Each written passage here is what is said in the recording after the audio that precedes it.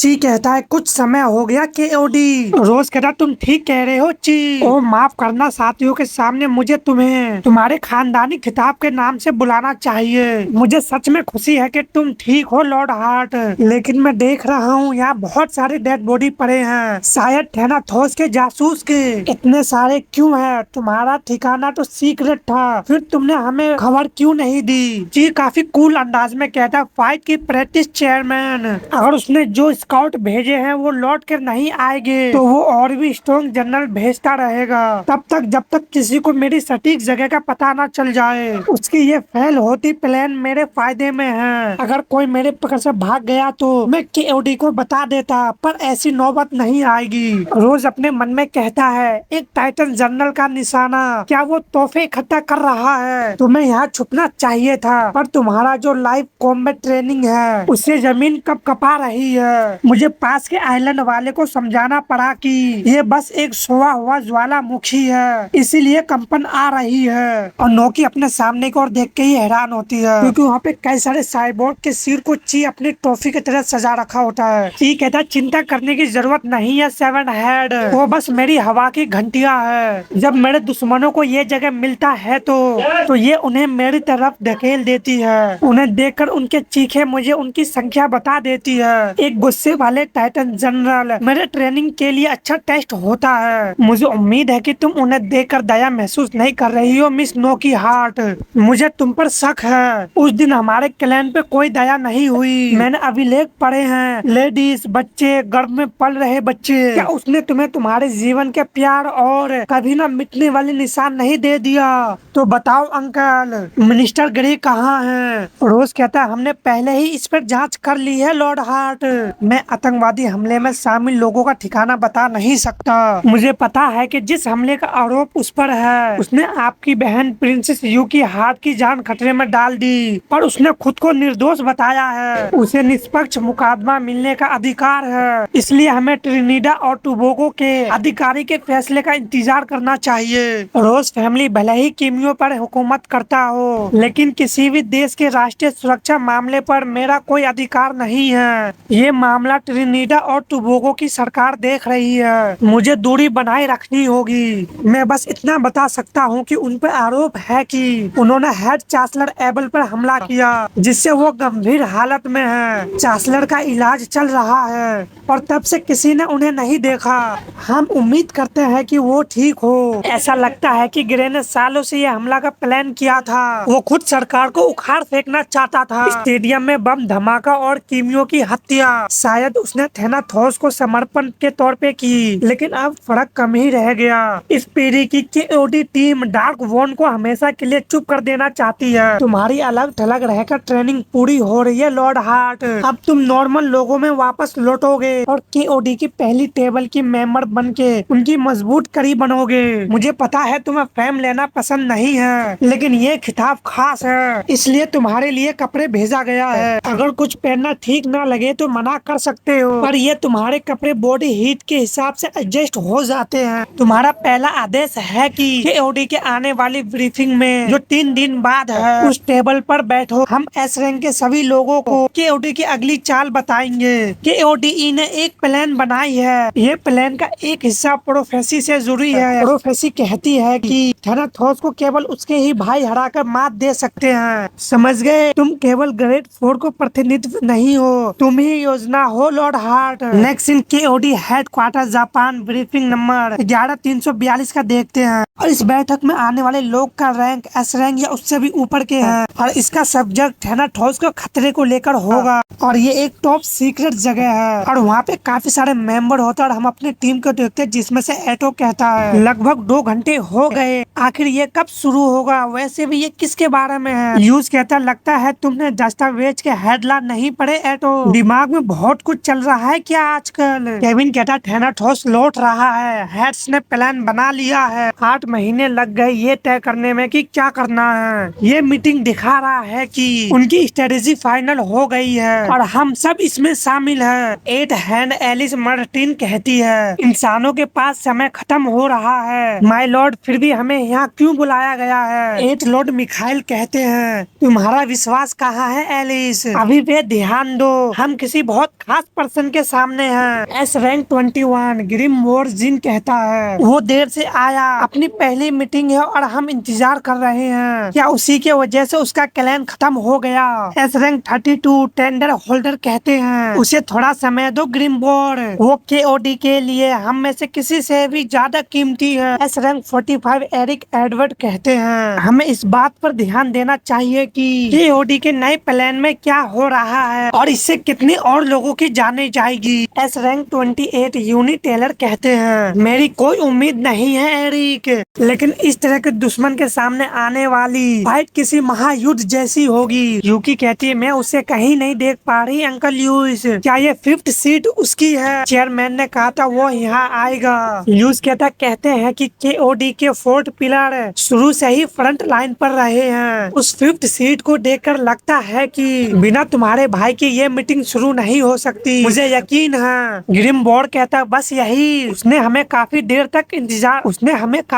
तक इंतजार करवाया, क्या हम उसके बिना आगे नहीं बढ़ सकते? बाद में उसे फटकार देंगे और आगे बढ़ेंगे। यूनी कहता है वो आ गया है, जिससे सभी के नजर गेट पे टिक जाती है और तभी वहाँ पे लाइट चमकती है, जिससे ग्रिमवोर्ड भी अपने आप को रोशनी से बचाता है। केविन काफी हैरानी से अपने मन में कहता है ग्रहण के बाद आने वाली चमक, और हम देखते हुए पूरा हॉली लाइट से कवर हो जाती है। तभी उसके सामने से चीक गुजरता है, जिससे ग्रिमवोर्ड काफी हैरान होता है और हम देखते चीक काफी बेडस लुक में आगे बढ़ते हुए अपने सीट पे जाके बैठ जाता है और हमें बताया जाता है लॉर्ड ची heart S rank number classified. Yuki के आंखों में आंसू होते और वो कहती है ची। ग्रिमवोर्ड कहता है इलियोस वेसल तुम देर से आए हो, तुम ऐसे नहीं आ सकते और अपना सीट ले सकते जैसे हमारा समय का कोई महत्व ही नहीं। क्या तुम्हें पता है तुम कहाँ बैठ रहे हो? इस टेबल पर शुरू से केवल 4 ही सीट रही है, हम में से किसी ने भी अपने कामों से आराम नहीं लिया। तुम्हारा पहनावा भी ठीक नहीं है, हम सफेद पहनते हैं जैसे बॉडी को सुरक्षा वाले सेल, और तुम ऐसे आ गए कि अपने कपड़े को कलर को बदलने लगता है, जिससे ग्रिमवोर्ड अपने मन में कहता है इसका मतलब है कि कपड़े गर्म होने पर बदल जाते हैं। हम देखते ची भी पूरे सफेद कपड़े में आ जाता है और कहता है मुझे माफ कर दे, मुझे समय पर पहुंचने में थोड़ी दिक्कत हुई। 4th पिलर के पास बैठना सौभाग्य की बात है।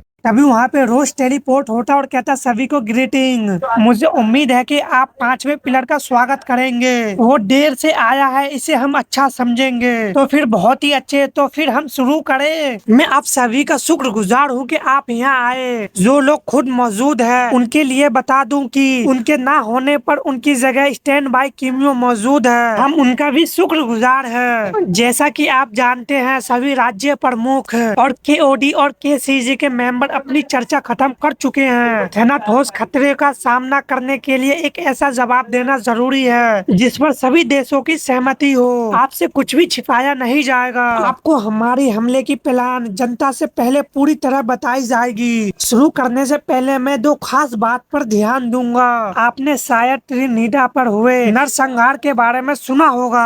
इसके अलावा थेनाथोस के लौटने के बाद कई किमियों को मार दिया गया। हमारा मानना है कि ये घटनाएं जुड़ी हुई है क्योंकि थेनाथोस अपनी पावर के लिए किमियो और इंसानों की बलि लेता है। पूर्व मंत्री ग्रे को फिलहाल हिरासत में रखा गया है। हमें लगता है कि ये कदम थेनाथोस के प्रति वफादारी दिखाने और उसके लौटने से पहले शांति का संकेत देने के लिए किया। ये होगा कि थेनाथोस को अपनी पावर इकट्ठा करने में सालों लगेंगे, लेकिन हमें लगता है कि अब उसके पास पहले से ही एक बारात है। उसके पास ऐसी बॉडी है जिससे वो एनर्जी अब्सॉर्ब कर सकता है, चाहे वो घटना के पास हो या दूर। और सेकंड पॉइंट, न्यू बॉर्न किमियो आइन एंथनी हॉप को लेकर बहुत बड़ी विवाद चल रही है। फाइट में हमारे सबसे कीमती चीज बचाने के लिए सर हॉप ने नियम को तोड़कर अपने केओडी का एक सीक्रेट पदार्थ यूज किया। इससे कई लोगों की जान बच गई, लेकिन जो लोग उस लिक्विड की सुरक्षा में पैसा लगाए थे वो कहते हैं कि अब जो लिक्विड उसके रगों में है वो उनका है। वो उसके कीमियो अधिकार पे अपना दावा कर रहे हैं। वो अभी केओडी की सुरक्षा में है क्योंकि वो हमारा मददगार है। हम जल्दी कानून प्रक्रिया पूरा करके उसे आजाद करने की कोशिश करेंगे। अब जब ये हो गया है तो चलो असली वजह पर चलते हैं कि हम सब यहाँ हैं। हमारा सबसे बड़ा खतरा लौट आया है। थेनाथोस फिर से पृथ्वी पे घूम रहा है।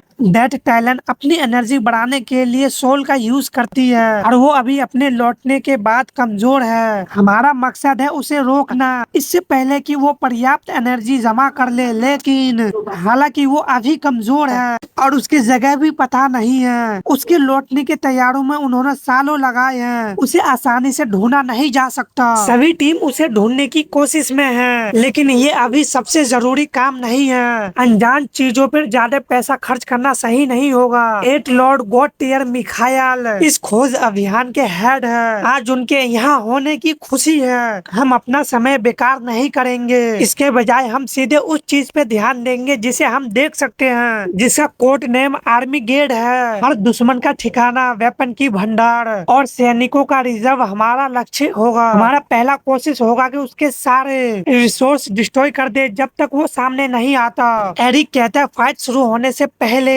उसके सहारे डिस्ट्रॉय कर दो, है ना? हमारा अगला कदम क्या होगा? रोज कहता है जो होगा वही आर्मी गार्ड का आखिरी कदम होगा। आप सभी ने प्रोफेसी सुनी होगी कि थेनाथोस का विनाश उसके भाइयों के हाथों होगा। हम ये फाइट जरूर होने देंगे। लॉर्ड केविन मोरेलेस, वाडिक एडलमार और लॉर्ड ची हार्ट थेनाथोस एडम के संपर्क करेंगे। आपका काम है कि ये संपर्क हो। पहले जो टॉप 115 लोग स्टैंड बाय पर थे, अब वो सभी मिशन पर हैं। हम थेनाथोस के साथ जुड़े किसी भी चीज को खत्म कर देंगे ताकि आखिरी फाइट में कोई बाधा ना आए। जैसा ये कहानी ग्रेट फोर से शुरू हुई थी, वैसे ही ये उनकी वजह से ही खत्म होगी। नेक्स्ट मीटिंग के बाद का देखते वो सभी बाहर आने लगते और एटो कहता है हम ऐसे समय में हैं जहां एक फाइट खत्म हुई और दूसरी फाइट होने वाली है। ल्यूस कहता मास्टर लियो को ये देखकर अच्छा नहीं लगेगा कि हम फंसे हैं, लेकिन वो खुश होते कि हम बदलाव ला रहे हैं, भले ही छोटा ही सही।